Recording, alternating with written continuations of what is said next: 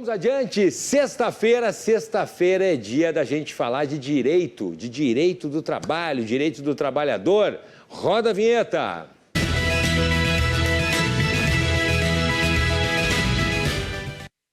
Estou recebendo aqui, então, o doutor José Otávio Crespo. Seja muito bem-vindo. Obrigado, Cláudio. Tudo bem? Como é que está? Tudo tranquilo, tudo tranquilo. Hoje a gente vai falar, e você preste atenção, que a gente vai falar aí sobre assuntos que muitas vezes aí causam uma saia justa entre o empregado e o empregador, assuntos delicados, mas o doutor José Otávio Crespo vai explicar tudo para a gente aqui. Nós vamos falar hoje sobre a rescisão indireta. Eu acho que a maioria das pessoas conhece, né, o termo da rescisão de trabalho. Agora, confesso que rescisão indireta eu desconhecia. Está aqui o doutor Crespo para conversar mais com a gente. O que seria a rescisão indireta, doutor Crespo? A rescisão indireta, de uma forma simples para explicar, é quando o empregado aplica a justa causa na empresa. Há essa modalidade, né?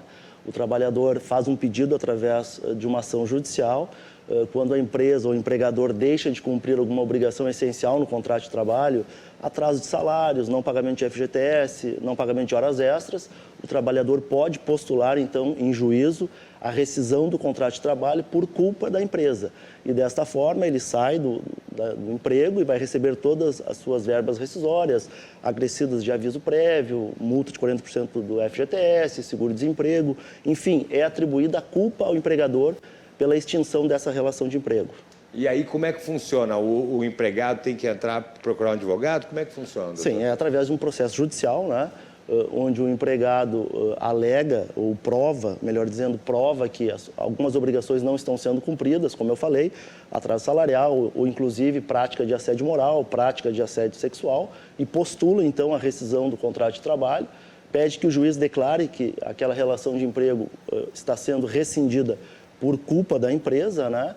E aí recebe as suas verbas rescisórias, né? E tem duas formas de ser feito isso. Uma delas é o trabalhador ingressa com essa ação e continua na empresa até haver uma decisão judicial, e a outra hipótese, ele de imediato já pode se afastar, né, do emprego e aguardar a decisão em casa, né, ou até em outro emprego, né? Pois eu ia perguntar isso, doutor Crespo. O trabalhador ele tem que se afastar, mas ele pode continuar trabalhando? É uma opção. É uma opção do empregado, né? Dependendo da situação. Óbvio, se for uma situação de assédio sexual, assédio moral, não há como manter a relação de emprego, né? Agora, se há um atraso salarial, não pagamento de FGTS, não pagamento de horas extras, ele pode optar em continuar no emprego até que o Poder Judiciário declare aquela rescisão indireta. Bom, então vamos seguir agora, a situação fica um pouco mais complicada então, doutor Crespo. Se o trabalhador ainda no emprego entrar com esse processo trabalhista contra a empresa, ele pode ser despedido aí por justa causa em função dessa atitude? Isso é uma lenda que existe, né? Na verdade, qualquer cidadão brasileiro tem direito a acesso ao Poder Judiciário. Então, ele não pode, sob hipótese alguma, por ingressar com uma ação trabalhista contra a empresa, mesmo trabalhando, ser despedido por justa causa, né? Porque é um direito constitucional, um direito de acesso ao judiciário, né? Ao judiciário. Então, não há motivação para qualquer tipo de justa causa, né? E se o trabalhador entrar com esse processo trabalhista, ele pode ser despedido sem justa causa após a empresa receber daí a notificação? Também tem isso aí também, né? Se acontecer dele for despedido tão somente por ter entrado com essa ação judicial, é considerada uma prática discriminatória pela empresa, né? E o trabalhador também vai poder optar, dependendo do advogado aconselhar ao trabalhador, ele pode optar pela reintegração e receber em dobro até a data que ele for reintegrado, ou tão simplesmente entrar com uma ação de indenização por danos morais, porque é uma prática ilegal, uma prática discriminatória da empresa, né? Olha aí, hein? Não sabia, sinceramente não sabia. Bom, vamos adiante então, doutor Crespo, porque agora a gente tem aí outras situações que eu acho que interessam muita gente, né? O trabalhador alcoólatra, né? Que é um problema, é uma doença, considerada uma doença, com HIV, com câncer, doença grave, mas que não o torna inapto ao trabalho, né? Ele consegue fazer o trabalho dele, ele pode ser despedido, né? Esse é um problema. Ele não tem garantia ao emprego, ele não tem estabilidade, mas se presume, se houver uma despedida, que é uma dispensa discriminatória. Neste caso, a empresa em juízo vai ter que provar a motivação por que despediu aquele funcionário, porque vai se presumir que aquela despedida foi discriminatória. E aí há consequências também, né? Inclusive, ele pode pleitear a reintegração e pleitear o dobro também da remuneração, né? Até haver uma decisão judicial. Danos morais são consequências bem graves para a empresa até, que despede um funcionário nessa situação sem uma motivação, ou de ordem econômica, Sim. ou técnica, ou funcional. Sim, a gente viu até no filme Filadélfia, até tem lá no início, Exatamente. lá quando não se entendia ainda os primeiros casos de HIV, que é um escritório de advocacia, inclusive, dá o maior rolo lá. Exatamente. Né? E ele acaba vencendo a causa, mas já tinha até falecido, inclusive, né? Vamos adiante, então, doutor Crespo. Aqui, ó, a gente recebe aqui algumas perguntas durante a semana, né? Vamos lá aqui, ó. Estando uma trabalhadora grávida e quer pedir demissão, a empresa pode aceitar essa demissão? Quais os riscos e as consequências? Ela pode aceitar a demissão, mas há um risco. A empresa deve tomar a precaução de homologar esse pedido de demissão no sindicato, né? Porque, até nós falamos no programa anterior, a trabalhadora gestante, ela tem estabilidade no emprego. Então, ela é uma trabalhadora que tem estabilidade.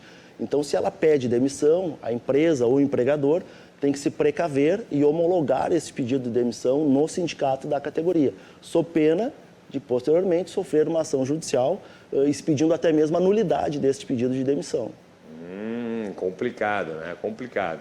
Bom, é importante que a gente vê também a questão do empregador, né? As questões que o empregador também, os cuidados que o empregador tem que ter. Vamos adiante, então. Uma outra dúvida aqui. Ele fala o seguinte: eu trabalho como repositor, como promotor, né, de uma grande marca de alimentos e tenho um roteiro para cumprir em supermercados. Isso acontece muito, o pessoal tem que ficar circulando, né, nos vários supermercados de uma determinada empresa.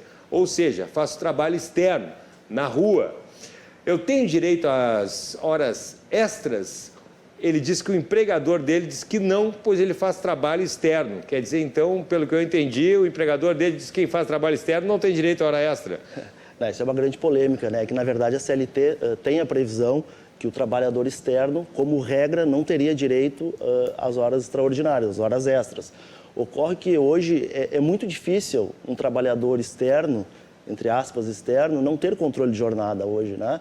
No caso dos promotores, nós temos check-in e check-out quando chegam nas lojas, tem o roteiro pré-determinado. Então, eu ouso dizer que sim, que ele tem direito a jornada. Se ele faz uma jornada extraordinária, ele tem sim direito às horas extras. Porque, na realidade atual, não tem mais como se dizer que um trabalhador que cumpre roteiro e essa regra de promotores, check-in, check-out no local de trabalho, que ele é um trabalhador externo. Na verdade, ele é um trabalhador que possui sim obrigação de cumprir jornada de trabalho e tem, se extrapolar essa jornada. Tem direito à jornada extraordinária. Sim, o sujeito chega no caso desse que mandou aqui na pergunta para a gente, você pode participar também. A gente tem aí as redes sociais aí do Dr. Crespo também, depois ele vai dar os contatos, você pode participar. Quer dizer, ele chega lá num local, ele tem que fazer visitas a outras lojas, pode ser supermercado, pode ser a outras redes e tal.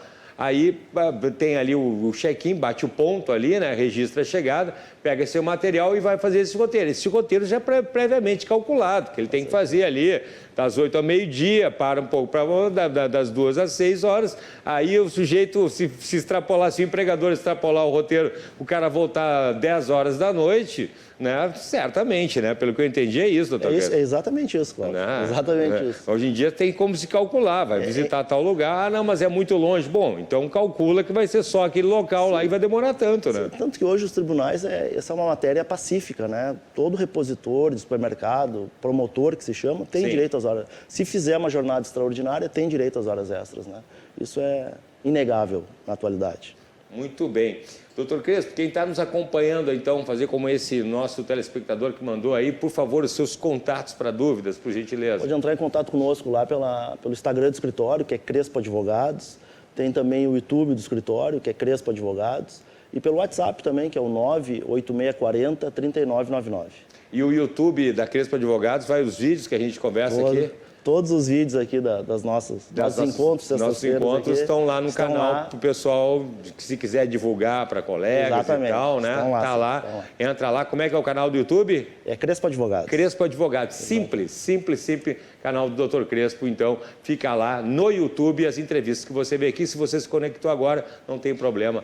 Entra lá e confere, então. Dr. Crespo, obrigado mais uma vez. Espero aqui semana que vem, hein? Eu que agradeço. Um grande abraço. Tá bom, um grande abraço. Roda a vinheta.